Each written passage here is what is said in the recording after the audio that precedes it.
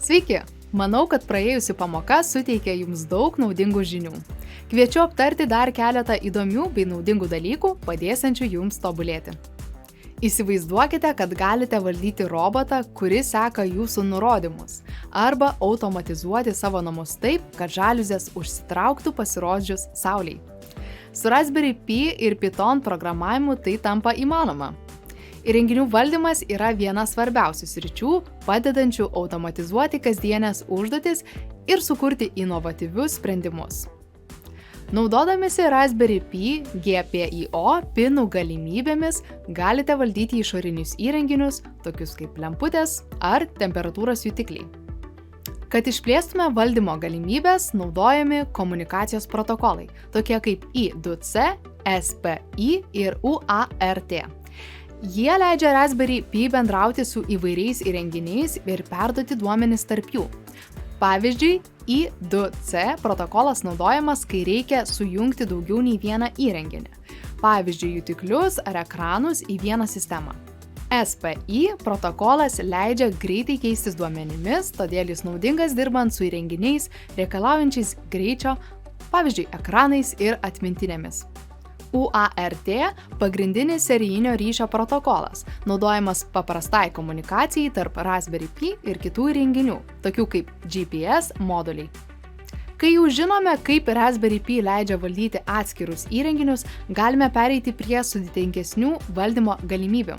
Išplėstinis GPIO valdymas leidžia kontroliuoti kelis įrenginius vienu metu ir pasiekti daugiau funkcionalumo. Daugelėje projektų vienu metu reikia valdyti daugiau nei vieną įrenginį, pavyzdžiui, LED lemputes ir variklį. Naudojant Raspberry Pi GPIO pinus galite sujungti kelis komponentus ir parašyti Python kodą, kuris juos valdytų kartu. Tam reikia teisingai nustatyti kiekvieno pino funkciją. Vieni veiks kaip išvestis, pavyzdžiui, LED lemputėms, o kiti kaip įvestis, pavyzdžiui, jutikliams. PWM, angliškai Pulse Width Modulation, yra specialus signalas leidžiantis reguliuoti įrenginių veikimą, pavyzdžiui, šviesos intensyvumą ar variklio greitį.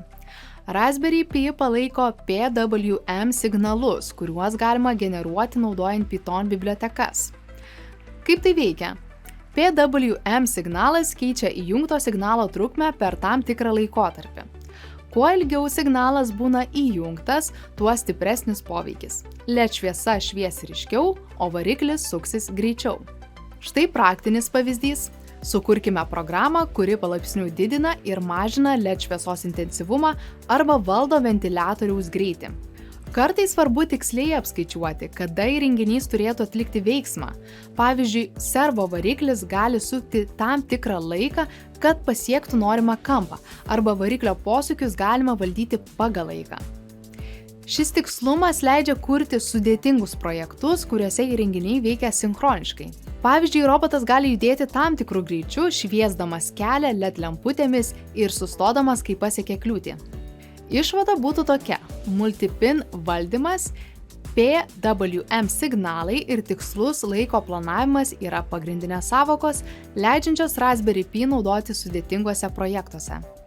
Raspberry Pi gali bendrauti su įvairiais įrenginiais, ne tik per GPIO pinus, bet ir naudodamas sudėtingesnius protokolus, tokius kaip I2C ir SPI. Šie protokolai leidžia prijungti daugiau jutiklių ir kitų prietaisų, kad jie galėtų efektyviai keistis duomenimis. I2C, tai yra Inter-Integrated Circuit, šis protokolas naudoja tik du pagrindinius laidus – SDA ir SCL. Leidžia prijungti kelis įrenginius prie tų pačių laidų, naudojant unikalius adresus. Tinka projektams, kuriuose reikalingas paprastas ryšys su keliais jutikliais. Tuo tarpu SPI naudoja daugiau laidų. Užtikrina greitą duomenų perdavimą, tačiau kiekvienam naujam įrenginiui reikia papildomo SS laido. Naudojimas, kai svarbus greitis. Naudojant I2C protokolą, Raspberry Pi gali būti prijungtas prie jutiklių, kurie matuoja temperatūrą, šviesą ar garsą. Populiari Python biblioteka skirta darbui su I2C yra SMBus. Pavyzdys – temperatūros jutiklio naudojimas. Prijunkite temperatūros jutiklį, pavyzdžiui, LM75 prie Raspberry Pi ir naudokite Python kodą matomą ekrane. Šis kodas nuskaito temperatūrą kas sekundę ir išveda ją ekrane. SPI protokolas labiau tinka greitiems duomenų mainams su įrenginiais. SPI biblioteka SPIDEV leidžia lengvai programuoti šį protokolą. Pavyzdys – LCD ekrano naudojimas. SMBus naudojama darbui su I2C įrenginiais. Leidžia lengvai nuskaityti ir rašyti duomenys į jutiklius. SPIDEV palengvina darbą su SPI prietaisais, pavyzdžiui, ekranais ar greitais duomenų kaupikliais. I2C ir SPI protokolai suteikia Raspberry Pi galimybę valdyti daugiau įrenginių ir atlikti sudėtingesnes užduotis. Supratę skirtumus tarp šių protokolų ir pasitelkę Python bibliotekas, galite lengvai įgyvendinti projektus, kurie apjungia jutiklius, ekranus ir kitus prietaisus. Raspberry Pi leidžia bendrauti su kitais įrenginiais per UART, tai yra Universal Asynchronous Receiver Transmitter protokolą, dar vadinama serijiniu prievadu. Tai paprastas ir efektyvus būdas perduoti ir gauti duomenis tarp Raspberry Pi ir kitų įrenginių, tokių kaip Arduino. UART protokolas pagrįstas dviejų pagrindinių linijų naudojimu. TX, tai yra transmit linija skirta duomenų siuntimui. RX, tai yra receive linija skirta duomenų gavimui. Komunikacija vyksta asinchroniškai. Vietoj to abi pusės sutarė dėl vienodo perdavimo greičio. Tai leidžia paprastai sujungti įrenginius, tačiau svarbu, kad abu įrenginiai veiktų vienodų greičiu, kitaip duomenys gali būti iškraipyti.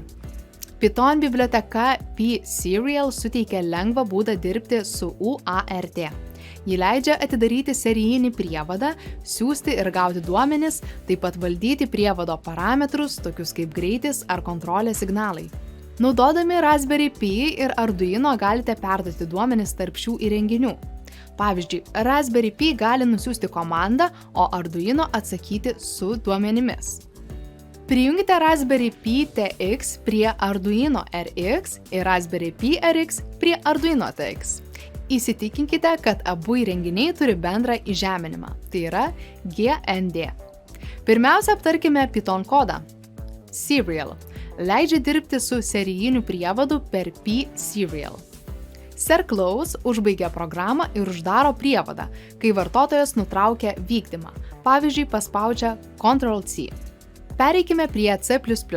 Serial Begin 9600 inicijuoja serijinį prievadą ir nustato greitį 9600. Serial Available patikrina, ar yra gautų duomenų serijinėme prievade. Arduino nuolat tikrina, ar gauti nauji duomenys ir siunčia atsakymą. Naudojant UART svarbu valdyti duomenų srautą ir užtikrinti patikimą komunikaciją. Naudojant pserial galima nustatyti timeout parametrą, kuris apsaugos nuo užstrigimo laukiant duomenų. Įdiekite patikros algoritmus.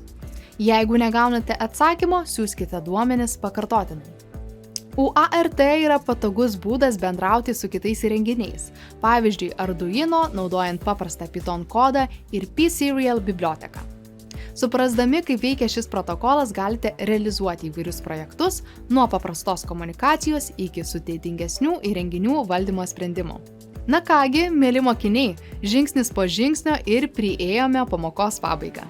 Iš manęs tiek, iki susitikimo kitoje pamokoje.